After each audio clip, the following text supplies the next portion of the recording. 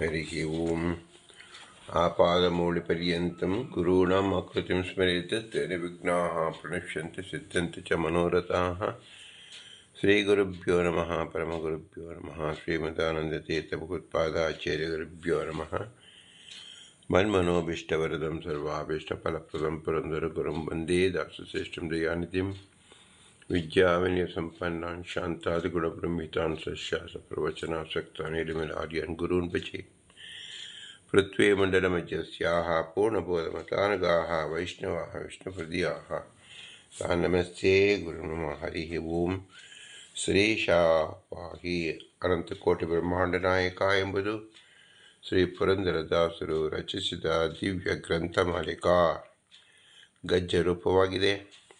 180 ಗದ್ಯಗಳು ಶಾಸ್ತ್ರ ಪ್ರಮೇಯವನ್ನೇ ತಿಳಿಸುತ್ತಿದೆ. 81ನೇ ಗದ್ಯ ಪುರಾಣ ಪುರುಷೋತ್ತಮದಲ್ಲಿ ವಿಸ್ತಾರವಾಗಿ ನೋಡಿದೆವು. 82ರಿಂದ 92ನೇ ಗದ್ಯ ವರದರು ಎಂಬ ಬರಹದಲ್ಲಿ ಅಕ್ರೂರ ವರದ, ಅಂಬರೀಷ ವರದ, ನಾರದ ವರದ, ಪ್ರಹ್ಲಾದ ವರದ, ಗಜೇಂದ್ರ ವರದ, ಮುಚುಕುಂದ ವರದ, ಧ್ರುವ ವರದ, ವಿಭೀಷಣ ವರದ, ಪುಂಡರೀಕ ವರದ, ಪರಾಶರ ವರದ ಎಂಬ 10 ಜನ ವರದರ ಪರಿಚಯವನ್ನು ಮಾಡಿಸ್ತಾ ಇದ್ದಾರೆ. 10 ಜನರ ಪರಿಚಯ ಯಾತಕ್ಕೋಸ್ಕರ ಮಾಡಿಸ್ತಾ ಇದ್ದಾರೆಂದರೆ ಇದು ಜೀವ ಪ್ರಕರಣ. ಭಗವಂತ ಏಕ ಏವ, ಜೀವರು ಅನಂತ ಸಂಖ್ಯೆಯಲ್ಲಿದ್ದಾರೆ. ಆದ್ದರಿಂದ ದಶ ಸಂಖ್ಯೆ ಎಂಬತಕ್ಕಂಥದ್ದು ಅನಂತವಾಚಿ. ಎಲ್ಲ ಜೀವರನ್ನು ಒಟ್ಟಿಗೆ ತಂದು ತೋರಿಸಲು ಸಾಧ್ಯವಿಲ್ಲ. ಆದ್ದರಿಂದ ದಶ ಸಂಖ್ಯೆ, ಶತಸಂಖ್ಯೆ, ಸಹಸ್ರ ಸಂಖ್ಯೆ, ಲಕ್ಷ ಈ ರೀತಿ ನಾವು ಹೇಳಿದಾಗ ಅನಂತ ಶಬ್ದಕ್ಕೆ ವಾಚ್ಯವಾಗುವುದು. ಜೀವರು ಅನಂತರಾಗಿದ್ದಾರೆ. ಭಗವಂತ ಮಾತ್ರ ಅನಂತರಲ್ಲ, ಅನಂತ ರೂಪವುಳ್ಳವನು. ಅವನು ಸ್ವರೂಪ ಏಕ ಏವ ಎಂಬುದನ್ನು ತಿಳಿಯಬೇಕು. ಹೇಗೆ ತಿಳಿಯುವುದು? ಏಕೆಂದರೆ ಪ್ರತಿಬಿಂಬವೂ ಅನಂತ ಇದೆಯಲ್ಲ. ಪ್ರತಿ ಜೀವರಿಗೂ ಒಂದೊಂದು ಬಿಂಬ ಇರುವುದರಿಂದ ಪ್ರತಿಬಿಂಬ ಹೇಗೆ ಅನಂತವು, ಭಗವಂತನೂ ಅನಂತ ಅಂತಲೇ ನಾವು ತಿಳಿಯಬೇಕು. ಅದು ಸಾಧಾರಣ ಬುದ್ಧಿ ಬಂದಾಗ ದೇಹದ ಉಪಾಧಿ ನಿಮಿತ್ತವಾಗಿ ಪ್ರತಿಬಿಂಬ ಉಂಟಾಗುತ್ತದೆ. ಪ್ರತಿಬಿಂಬ ನಮಗೆ ಗೋಚರಿಸುತ್ತದೆ. ಪ್ರತಿಬಿಂಬ ನಾವು ತಿಳಿಯುತ್ತೇವೆ ಅಂತ ನಾವು ತಿಳಿಯಬೇಕು. ಇದು ಶಾಸ್ತ್ರ ಪ್ರಮೇಯ. ಹಾಗಾದರೆ ಪ್ರತಿಬಿಂಬ ಒಂದು ತೋರಿಸತಕ್ಕಂತಹ ಉಪಾಧಿ ಅಂತ ನೀವು ಏನು ಹೇಳುತ್ತೀರಿಲ್ಲ, ಆ ಉಪಾಧಿ ಅನ್ನೋದು ಪೃಥಕ್. ಆದ್ದರಿಂದ ಅದು 3ನೇ ವಸ್ತು ಆಯ್ತಲ್ಲ ಅಂದಾಗ ಅದಕ್ಕೆ ಸಂಶಯಕ್ಕೆ ಕಾರಣವೇ ಇಲ್ಲ. ಏಕೆಂದರೆ ಎಲ್ಲರ ಜೀವರ ಸ್ವರೂಪವೇ ಉಪಾಧಿ. ಜೀವರು ಅನಂತ ಸಂಖ್ಯೆಯಲ್ಲಿದ್ದಾರೆ. ಅನಂತ ಉಪಾಧಿಗಳಿದೆ. ಉಪಾಧಿ ನಿಮಿತ್ತಕವಾಗಿ ಭೇದ ನಾವು ತಿಳಿಯಬಹುದಾಗಿದೆ. ಉಪಾಧಿ ಎಂಬುದು ಸಕಲ ಜೀವರ ಸ್ವರೂಪ. ಹಾಗಾದರೆ ಜೀವನ ಸ್ವರೂಪವನ್ನು ಉಪಾಧಿ ಎಂದು ಒಂದೇ ಹೇಳಬಹುದಾಗಿತ್ತಲ್ಲ, ಯಾಕೆ ಜೀವನ ಸ್ವರೂಪ ಅಂತ ಹೇಳ್ತೀರಾ ಅಂದರೆ ಬಿಂಬ ಪ್ರತಿಬಿಂಬವನ್ನು ತಿಳಿಯೋ ಸಲುವಾಗಿ ಈ ಉಪಾಧಿ ಶಬ್ದ ಶಾಸ್ತ್ರದಲ್ಲಿ ಪರಿಚಿತವಾಗಿದೆ.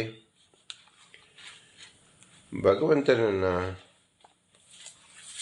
ಈ ಜೀವರು ಸ್ವರೂಪ ಉಪಾಧಿ ನಿಮಿತ್ತವಾಗಿ ಭಿನ್ನರಾಗಿದ್ದಾರೆ ಎಂಬುದು ತಾತ್ಪರ್ಯ. ಹಾಗಾದರೆ ಉಪಾಧಿ ಎಂಬುದನ್ನು ಏನು ಎಂದು ತಿಳಿದಾಗ ಉಪಾಧಿ ಖಂಡನ ಎಂಬುದನ್ನೇ ಶ್ರೀಮದಾನಂದ ತೀರ್ಥರು ಸರ್ವಮೂಲದಲ್ಲಿ ಮಾಡಿ ತೋರಿಸಿದ್ದಾರೆ. ಇದನ್ನು ನೀವು ಯಾಕೆ ಮಾತಾಡುತ್ತಿಲ್ಲ ಎಂಬ ಸಂಶಯ ಬಂದರೆ, ಪರರು ಹೇಳತಕ್ಕಂಥ ಉಪಾಧಿ ಎಂಬ ಅರ್ಥ ಅದು ಶಾಸ್ತ್ರಕ್ಕೆ ವಿರುದ್ಧವಾದದ್ದು. ಸ್ವಕಲ್ಪಿತವಾಗಿ ಅವರು ಉಪಾಧಿ ಶಬ್ದವನ್ನು ಬಳಸಿಕೊಂಡಿದ್ದಾರೆ. ಆದ್ದರಿಂದ ಶ್ರೀಮದಾನಂದ ತೀರ್ಥರು ಉಪಾಧಿ ಶಬ್ದವನ್ನು ಉಪಯೋಗಿಸಿಕೊಂಡು ಭಗವಂತನಿಗೂ ನಮಗೂ ಐಕ್ಯವಿದೆ ಎಂಬುದನ್ನು ತೋರಿಸಲಿಕ್ಕೆ ಸಾಧ್ಯವಿಲ್ಲ. ಉಪಾಧಿ ಎಂಬುದನ್ನು ನೀವು ಒಪ್ಪಿದಾಗ ಸತ್ಯ ಹೊರಗೆ ಬಂದು ಒಂದು ಪದಾರ್ಥವಲ್ಲದೆ 3 ಪದಾರ್ಥವಾಗುತ್ತದೆ. ಅದು ಯಾವ ನಮ್ಮ ಪರವಾದಿಗಳಿಗಾಗಲಿ ನಮ್ಮ ಅನ್ಯತಾ ಚಿಂತನೆಗೆ ವಿಷಯವಲ್ಲ. ಚೇತನದಲ್ಲಿ ಕೇವಲ ಇಬ್ಬರೇ, ಸ್ವತಂತ್ರರು ಅಸ್ವತಂತ್ರರು ಎಂಬ ಎರಡೇ ಗುಂಪು. ಬಿಂಬ ಎಂಬತಕ್ಕಂಥದ್ದು ಪ್ರತ್ಯೇಕವಾದ ಪದಾರ್ಥವನ್ನೇ ನಾವು ಒಪ್ಪಬಾರದು. ಹಾಗಾದರೆ ಉಪಾಧಿ ಅಂದರೆ ಏನು ಅಂದರೆ ಅದು ಪ್ರತಿಬಿಂಬ ಸೂಚಕವಾದ ಧರ್ಮ ಅಂತ ನಾವು ತಿಳಿಸಬೇಕು. ಧರ್ಮಿ ಯಾವುದು? ಪ್ರತಿ ಜೀವರ ಸ್ವರೂಪ. ಅದರಲ್ಲಿರ್ತಕ್ಕಂಥ ಧರ್ಮ ಯಾವುದು? ತಾನು ಭೇದವನ್ನು ತಿಳಿಸ್ತಾ ಇದೆ. ನಾನು ಪೃಥಕ್ ಭಿನ್ನಶ್ಚ ಭಿನ್ನ ಧರ್ಮಶ್ಚ ಅಭಿನಾಕಿಲ ಎಂಬತಕ್ಕಂಥದ್ದನ್ನು, ಭಿನ್ನವಾಗಿದ್ದೇವೆ ಎಂಬುದನ್ನು ತೋರಿಸ್ತಕ್ಕಂಥ ಧರ್ಮ. ಆ ಧರ್ಮವನ್ನು ಉಪಾಧಿ ಭೇದ ಅಂತ ನಾವು ಹೇಳ್ತೇವೆ. ಇದನ್ನು ಶಾಸ್ತ್ರ ಪ್ರಕ್ರಿಯೆಯಾಗಿ ಸಾಧ್ಯ ವ್ಯಾಪಕ, ಸಾಧನ ವ್ಯಾಪಕ, ಇದೆಲ್ಲವೂ ಶಬ್ದವೂ ಸಹ ಕೇವಲ ಉಪಾಧಿಯನ್ನು ಅರ್ಥ ಮಾಡಿಕೊಳ್ಳಲು ಬಳಸುವ ಶಬ್ದವಾಗಿದೆ.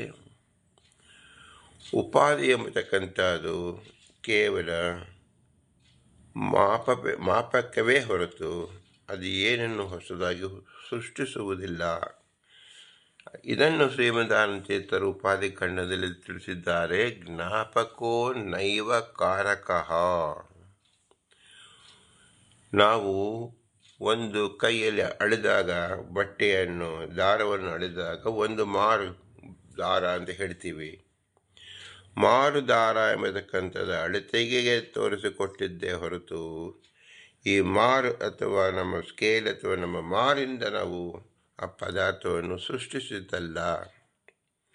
ಇರತಕ್ಕಂಥ ಪದಾರ್ಥವನ್ನೇ ತೋರಿಸುವ ಕ್ರಮದಲ್ಲಿ ಉಪಯೋಗಿಸುವ ಶಬ್ದ ಮಾರು, ಪಾವು, ಕಿಲೋ, ಗ್ರಾಮ್ ಎಂಬತಕ್ಕಂಥದ್ದೇ ಹೊರತು ಇದು ಜ್ಞಾಪಿಸುತ್ತೇ ಹೊರತು ಹೊಸದಾಗಿ ಸೃಷ್ಟಿಸುವುದಿಲ್ಲ. ಜ್ಞಾಪಕೋ ನೈವ ಕಾರಕಃ. ಇದು ಉಪಾಧಿ ಖಂಡದಲ್ಲಿ ಪ್ರಸ್ತಾಪ ಮಾಡಿರತಕ್ಕಂಥದ್ದು. ಜೀವೋಪಾಧಿ ಎಂದರೆ ಜೀವರ ಸ್ವರೂಪ. ತನ್ನಿಮಿತ್ತಕವಾಗಿ ಪ್ರತಿಬಿಂಬ ಎಂಬತಕ್ಕಂಥದ್ದು ನಾವು ಶಾಸ್ತ್ರದಲ್ಲಿ ತಿಳಿಯಲು ಸಾಧ್ಯವಾಗಿದೆ. ಆದ್ದರಿಂದ ಜೀವೋಪಾಧಿ ಅಂತ ನಾವು ತಿಳಿತಾ ಇದ್ದೀವಿ. ಇದರಂತೆ ಹರಿ ಉಪಾಧಿ ಎಂಬತಕ್ಕಂಥದ್ದು, ಪ್ರಕೃತಿ ಉಪಾಧಿ ಎಂಬತಕ್ಕಂಥದ್ದು ಬಳಕೆ ನಾವು ಹೇಳ್ಬೋದಲ್ಲ ಅಂತ ಹೇಳಿದರೆ, ನಮ್ಮ ಪ್ರಕರಣ ಜೀವ ಪ್ರಕರಣವಾಗಿರುವುದರಿಂದ ಜೀವ ಭಗವಂತನಿಗೆ ಸಂಬಂಧ ಏನು ಎಂಬುದನ್ನು ಮಾತ್ರ ತಿಳಿಸುವುದಾಗಿದೆ. ಪ್ರಕೃತಿಯಲ್ಲಿ ಜ್ಞಾನವೇ ಇಲ್ಲ, ಜಡವಾದ್ದರಿಂದ ಪರಮಪುರುಷನಾದ ಭಗವಂತನಿಗೆ ಸ್ವಪರಾಗತ ಸರ್ವಾರ್ಥ ವಿಷಯಕ ಜ್ಞಾನವಾದ್ದರಿಂದ ಅವನಿಗೆ ಯಾವ ಅಜ್ಞಾನವೂ ಇಲ್ಲ. ಕೇವಲ ಜೀವನಿಗೆ ಅದಕ್ಕ ಎಲ್ಲ ಶಾಸ್ತ್ರದ ಉದ್ದೇಶ ಏನಾಗಿದೆ ಅಂದರೆ ಅದಕ್ಕೆ ಅಮಿತ ಸರ್ವೇ ಜೀವ ಏವತ್ತು ದುಃಖಿನಃ ತೇಷಾಂ ದುಃಖ ಪ್ರಹರಣಾರ್ಥಂ ಶ್ರುತಿರೇಷಾ ಪ್ರವರ್ತತೆ ಎಂಬುದು. ಚೇತನರಲ್ಲಿ ಮಾತ್ರ ದುಃಖ ಮತ್ತು ಸುಖದ ಪ್ರಜ್ಞೆ ಇರುವುದು. ಆ ಸುಖದ ಪ್ರಜ್ಞೆ, ದುಃಖದ ಪ್ರಜ್ಞೆ ಹೇಗೆ ಬಂತು ಅಂದರೆ ಔಪಾಧಿಕವಾಗಿ. ಔಪಾಧಿಕ ಅಂದರೆ ಶರೀರದ ಸ್ವರೂಪದ ಕಾರಣದಿಂದ. ಇದು ಜೀವರಲ್ಲಿ ತ್ರೈವಿಧ್ಯವನ್ನು ತೋರಿಸುವ ಬಗೆಯಾಗಿದೆ. ಜೀವ ಪ್ರತಿಬಿಂಬ ಎಂಬ ತೋರಿಸುವ ಬಗೆಯಾಗಿದೆ. ಇದು ಒಂದು ಧರ್ಮ. ಧರ್ಮ ಯಾವುದು ಅಂದರೆ ಅನಂತ ಜೀವರಾಶಿಗಳು. ಪ್ರತ್ಯೇಕವಾದ ಪ್ರತಿ ಜೀವರು ಇಲ್ಲಿ ಧರ್ಮಿಯಾಗಿದ್ದಾರೆ. ಆ ಧರ್ಮಕ್ಕೆ ವಿಷಯವಾದುದು ಧರ್ಮ ಯಾವುದು ಅಂದರೆ ಔಪಾಧಿಕ ಧರ್ಮ. ಔಪಾಧಿಕ ಧರ್ಮ ಅಂತ ಯಾಕೆ ಹೇಳ್ತೇವೆ ಅಂದರೆ ಆ ವಸ್ತುಗೆ ಮಾತ್ರ ಸೀಮಿತವಾದದ್ದು, ಪರವಸ್ತುವಿಗೆ ಅದನ್ನು ಉಪಯೋಗಿಸುವಂತಿಲ್ಲ. ಅದನ್ನೇ ನಾವು ಸಾಧ್ಯ ವ್ಯಾಪಕ, ಸಾಧನ ಅವ್ಯಾಪಕ. ಒಂದು ಜೀವರಿಂದ ಇನ್ನೊಂದು ಜೀವರಿಗೆ ನನ್ನ ಉಪಾಧಿಯಿಂದ ಬೇರೆಯವರಿಗೆ ಸಹಾಯವಾಗುವುದಿಲ್ಲ.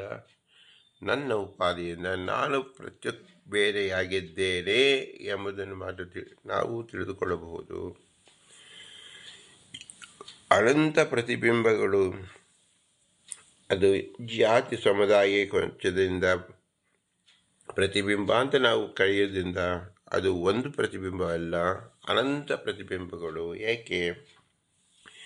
ಅನಂತ ಜೀವರಾಶಿಗಳಿರುವುದರಿಂದ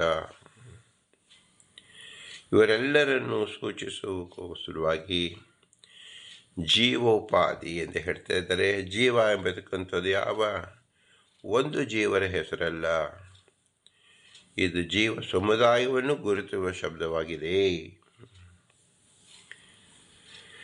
ಇದನ್ನು ನಾವು ಸ್ಪಷ್ಟಪಡಿಸಿಕೊಳ್ಳಬೇಕು. ಇದು ಜೀವರ ಸ್ವರೂಪ ಅಂತ ನಾವು ತಿಳಿಯಬೇಕು.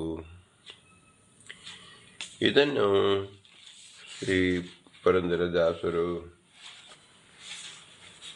10 ಜನ ವರದರನ್ನು ನಾವು ಪರಿಚಯ ಮಾಡುವುದರಿಂದಲೇ ಅಲ್ಲಿ ಇರತಕ್ಕಂಥ ಉಪಾಧಿ ಭೇದವನ್ನು ತೋರಿಸ್ತಾ ಇದ್ದಾರೆ. ಹೆಸರಿನಿಂದ ಅಕ್ರೂರ ಮತ್ತು ಅಂಬರೀಷ ಇವಿಬ್ಬರು ಭಿನ್ನರಾಗಿದ್ದಾರೆ. ಹೇಗೆ ಭಿನ್ನರಾಗಿದ್ದಾರೆ? ಅವರ ಸ್ವರೂಪವೇ ಭಿನ್ನವಾಗಿರೋದ್ರಿಂದ. ಸ್ವರೂಪ ಭಿನ್ನ ಎಂಬತಕ್ಕಂಥದ್ದನ್ನು ತಿಳಿಸುವ ಶಬ್ದ ಯಾವುದು? ಔಪಾಧಿಕ, ಅಂದರೆ ಉಪಾಧಿ ಭೇದ. ಪ್ರತಿಯೊಬ್ಬರ ಸ್ವರೂಪ ಎಂಬತಕ್ಕಂಥದ್ದು ಅವರಿಗೆ ಮಾತ್ರ ಕಲ್ಪಿತವಾಗಿರ್ತಕ್ಕಂಥದ್ದು. ಆ ಶಬ್ದವೇ ಹಾಗೆ ಹೇಳ್ತಾ ಇದೆ. ಮತ್ತೊಬ್ಬರ ಸ್ವರೂಪ, ನನ್ನ ಸ್ವರೂಪ ಎಂಬತಕ್ಕಂಥದ್ದು ಹೇಳಿದರೆ ವ್ಯಾಹತ ಭಾಷೆಯಾಗುತ್ತದೆ. ನಮ್ಮ ತಾಯಿಯನ್ನು ಮೇ ಮಾತಾ ಬಂಜ, ನನ್ನ ತಾಯಿ ಬಂಜೆ ಎಂದರೆ ನಾನು ಮಗನಾಗಿ ಹುಟ್ಟಿರುವುದೇ ಬಂಜೆತನ ಬಿಡುಗಡೆಯಾಗಿದೆ ಅಂತ ಅರ್ಥ. ಆದರೆ ಧಿಕ್ಕರಿಸಿ ನನ್ನ ತಾಯಿ ಬಂಜೆ ಎಂದರೆ ಅದಕ್ಕೆ ಆ ಮಾತಿಗೆ ಹೇಗೆ ಅರ್ಥವಿಲ್ಲವೋ ಹಾಗೆ ಪರರ ಸ್ವರೂಪವನ್ನು ನಾವು ತಿಳಿಯಲಾರೆವು. ಕೇವಲ ಶಾಸ್ತ್ರದಿಂದ ನಾವು ತಿಳಿದುಕೊಳ್ಳಬೇಕು. ಪ್ರತ್ಯಕ್ಷದಿಂದ ಸ್ವರೂಪ ಎಂಬುದು ಆಯಾ ಜೀವರ ಸ್ವಧರ್ಮಗಳಾಗಿದೆ. ಅದನ್ನು ಪಕ್ಷಿ ಅಂದರೆ ಕೇವಲ ಸ್ವರೂಪದಲ್ಲಿ ಮಾತ್ರ ಆ ಪದಾರ್ಥದಲ್ಲಿರತಕ್ಕಂಥ ಬುದ್ಧಿಯನ್ನು, ಅದಕ್ಕೆ ಧರ್ಮಿ ಎಂದೇ ಹೆಸರು. ಅದನ್ನು ತಿಳಿದುಕೊಳ್ಳುವ ಬಗೆಗೆ ಧರ್ಮ ಪ್ರಕಾರ ಅಂತ ಹೆಸರು. ತಾದಾತ್ಮ ಎಂದರೆ ಅದರಲ್ಲಿರ್ತಕ್ಕಂಥ ಗುಣ ಎಂಬುದಾಗಿ ನಾವು ಹೇಗೆ ತಿಳಿಯುತ್ತೇವೆಯೋ ಅದು ಬೇರೆ ಕಡೆ ನಾವು ತೋರಿಸೋಕ್ಕೆ ಸಾಧ್ಯವಿಲ್ಲ. ಅದು ಕೇವಲ ಧರ್ಮಿಯಲ್ಲಿ ಮಾತ್ರ ಇರತಕ್ಕಂಥದ್ದನ್ನು ತೋರಿಸೋಕ್ಕೋಸ್ಕರವಾಗಿ ಸ್ವರೂಪ ಅಂತ ಹೆಸರು. ಎಲ್ಲರ ಸ್ವರೂಪವು ಭಿನ್ನವಾಗಿರುವುದರಿಂದ ಆ ಭಿನ್ನತೆಯನ್ನು ಸೂಚಿಸುವ ಶಬ್ದ ಉಪಾಧಿ. ಆದ್ದರಿಂದ ಉಪಾಧಿ ಎಂಬತಕ್ಕಂಥದ್ದು ಪ್ರತ್ಯೇಕವಾದ ಧರ್ಮ ಎಂದು ನಾವು ಪರಿಗಣಿಸಬಾರದು. ಇದು ಜೀವರ ಸ್ವರೂಪ.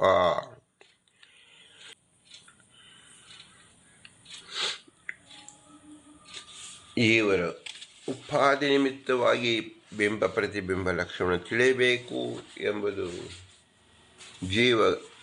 ಜೀವರ ಗಣದಲ್ಲಿ, ಜೀವರ ಪ್ರಕರಣದಲ್ಲಿ ಬಂದಿರುವುದರಿಂದ ನಾವಿದನ್ನು ವಿಶೇಷ ಆಕಾರವಾಗಿ ತಿಳಿದುಕೊಳ್ಳಬೇಕು. ಆದರೆ ಇಲ್ಲಿ ಹೇಳತಕ್ಕಂಥ ವಿಷಯವೇನಿದೆ ಅಂದರೆ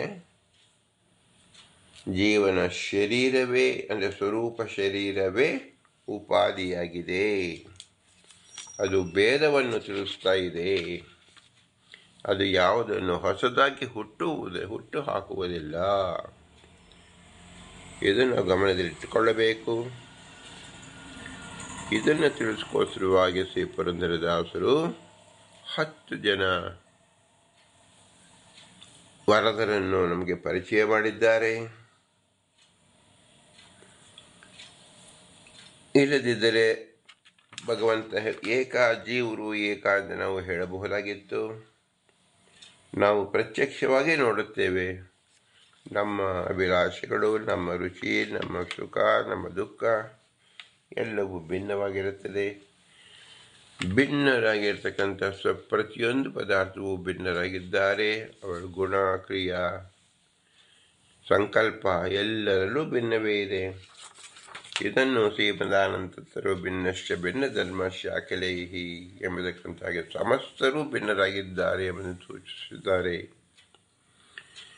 ಇದನ್ನು ತಿಳಿಯೋಕ್ಕೋಸ್ಕರವಾಗಿ ಉಪಾಧಿ ಎಂಬ ಶಬ್ದ ಬಳಸಿದ್ದಾರೆ. ಇದು ಸಕಲ ಜೀವರ ಅಂದರೆ ಆಯಾ ಜೀವರ ಸ್ವರೂಪ.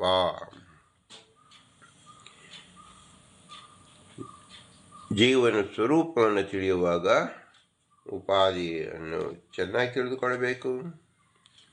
ಇದನ್ನು ತಿಳಿಯೋಕ್ಕೋಸ್ಕರವಾಗಿ ಪುರಂದರದಾಸರು 10 ಜನ ಪುರುಷರನ್ನು ನಮಗೆ ಪರಿಚಯ ಮಾಡಿದ್ದಾರೆ ಎಂದು ತಿಳ್ಕೊಂಡಾಗ ಭಗವಂತನನ್ನು ನಾವು ಪ್ರಾರ್ಥನೆ ಮಾಡುವುದಕ್ಕೆ, ಅವನ ಸ್ವಾಮಿ ಅಂತ ತಿಳಿಯುವುದಕ್ಕೆ ಮೊಟ್ಟ ಮೊದಲಿಗೆ ಏನು ಮಾಡಬೇಕು? ನಮ್ಮ ಸ್ವರೂಪವನ್ನು ತಿಳಿದುಕೊಳ್ಬೇಕು. ನಮ್ಮ ಸ್ವರೂಪವೇ ಬೇರೆಯವರ ಸ್ವರೂಪ ಅಂತ ಹೇಳಿದರೆ ವ್ಯಾಹತ ಭಾಷೆಯಾಗುತ್ತದೆ. ಇದನ್ನು ಶಾಸ್ತ್ರೀಯವಾಗಿ ತಿಳಿದುಕೊಳ್ಳಬೇಕು. ಭಗವಂತ ಸ್ವತಂತ್ರ, ಜೀವರು ಅಸ್ವತಂತ್ರರು. ಇದು ಮೂಲ ಉದ್ದೇಶ. ಇದು ನಿತ್ಯ ಸ್ವಚ್ಛವಾದ ಪ್ರಮೇಯ. ಇದನ್ನು ಶಬ್ದದಲ್ಲಿ ಹೇಳುವುದಕ್ಕೋಸ್ಕರವಾಗಿ ಉಪಾಧಿ ಶಬ್ದವನ್ನು ಇಲ್ಲಿ ತಿಳಿಸಿದ್ದಾರೆ ಹೊರತು ಜೀವರ ಸ್ವರೂಪ ಎಂಬುದೇ ಮುಖ್ಯವಾಗಿ ತಿಳಿಯಬೇಕಾದ ಧರ್ಮ. ಇಂತಹ ಅಮೂಲ್ಯವಾದ ವಿಷಯ ಅತಿ ಸೂಕ್ಷ್ಮವಾಗಿ ಚಿಂತನೆ ಮಾಡಿದರೆ ಅತಿ ಸೂಕ್ಷ್ಮ. ಇದನ್ನು ಮನಸ್ಸಿಗೆ ಬಾರದೆ ಹೋದರೆ ಅತಿ ಕಠಿಣವಾಗಿ ಪರಿಣಾಮವಾಗುತ್ತದೆ. ಆದ್ದರಿಂದ ಎಲ್ಲ ಜೀವರು ತಮ್ಮ ಶರೀರ, ತಮ್ಮ ಸ್ವರೂಪ. ಶರೀರ ಅಂದರೆ ಏನು? ಸ್ವರೂಪ. ನೈಜ ಶರೀರ ಅಂದರೆ ಸ್ವರೂಪ ಅಂದರೆ ಹೆಸರು. ಆ ಜೀವರ ಸ್ವರೂಪವನ್ನು ತಿಳಿಸುವ ಪ್ರತಿಯೊಬ್ಬರು ಬೇರೆ ಸ್ವರೂಪವನ್ನು ತೋರಿಸುವಾಗ ಔಪಾಧಿಕವಾಗಿ ತೋರಿಸಬೇಕು. ಅಂದರೆ ಏನರ್ಥ? ಪ್ರತಿಯೊಬ್ಬರು ಭಿನ್ನ ಜೀವರಾಗಿದ್ದಾರೆ. ಭಿನ್ನ ಜೀವಗಣ. ಯಾವುದರಿಂದ ಅಂದರೆ ಔಪಾಧಿಕ ಅಂದರೆ ಅದು ಸ್ವರೂಪ ಶರೀರಗಳಿಂದ. ಸ್ವರೂಪ ಶರೀರ ಒಬ್ಬರಿಂದ ಅಂದರೆ ಏಕವಚನವಲ್ಲ. ಅನಂತ ಜೀವರು, ಎಲ್ಲ ಜೀವರಿಗೂ ಸ್ವರೂಪ ಶರೀರ ಇದ್ದೇ ಇದೆ. ಸ್ವರೂಪ ಅಂತ ಹೆಸರು. ಅದನ್ನು ಶರೀರ ಅಂತಲೂ ಸಹ ಹೇಳಬಾರದು, ಕೇವಲ ಸ್ವರೂಪ ಅಂತಲೇ ಹೇಳಬೇಕು. ಪ್ರತಿಯೊಬ್ಬರ ಸ್ವರೂಪ ಭಿನ್ನವಾದದ್ದು ಮತ್ತು ತಿಳಿಸಲು ಉಪಯೋಗಿಸುವ ಶಬ್ದ ಉಪಾಧಿ. ಆದ್ದರಿಂದ ವರದರು 10 ಜನರು ಎಂಬುದನ್ನು ಪುರಂದರದಾಸರು ತಿಳಿಸಿದ್ದಾರೆ. ಈ 10 ಸಂಖ್ಯೆಯನ್ನು ತಿಳಿಸುವ ಮೂಲಕವೇ ನಮಗೆ ಅತಿ ಸೂಕ್ಷ್ಮವಾದ ಶಾಸ್ತ್ರ ಪ್ರಮೇಯವನ್ನು ಶ್ರೀ ಪುರಂದರದಾಸರು ಜೀವರು ಉಪಾಧಿಯನ್ನು ನಮಗೆ ತಿಳಿಸಿಕೊಡ್ತಾ ಇದ್ದಾರೆ. ಅಕ್ರೂರ ಮತ್ತು ಅಂಬರೀಷ ಭಿನ್ನರಾದ ಜೀವರು ಎಂಬುದನ್ನು ನಾವು ತಿಳಿಯಬೇಕು. ಇಂತಹ ಮಹತ್ವವಾದ ಜ್ಞಾನವನ್ನು ಶ್ರೀ ಪುರಂದರದಾಸರು ತಿಳಿಸಿದ ಇದು ಬಹಳ ಕಠಿಣತಮವಾದ, ನಾವು ಚಿಂತನೆ ಮಾಡಿ ನಮ್ಮಲ್ಲೇ ತಿಳಿದುಕೊಳ್ಳಬಹುದಾದಂಥ ಅಮೂಲ್ಯವಾದ ವಿದ್ಯೆ ಸ್ವರೂಪ.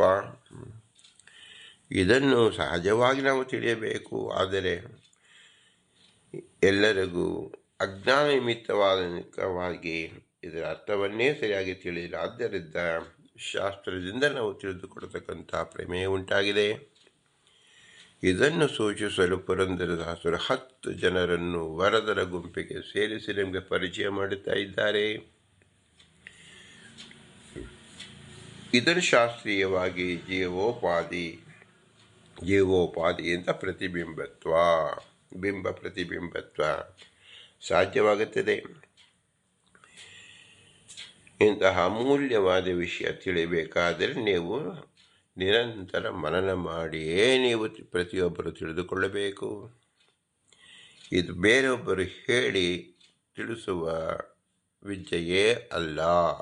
ಎಲ್ಲರೂ ತಾವೇ ಸ್ವತಃ ಮನನ ಮಾಡಿ ಆ ಶಬ್ದವನ್ನೇ 10 ಬಾರಿ ಅಂದು ಆ ಶಬ್ದವನ್ನೇ ನಿಮ್ಮದಾಗಿ ಮಾಡಿಕೊಂಡಾಗ ಮಾತ್ರ ಸಾಧ್ಯವಾಗುತ್ತದೆ.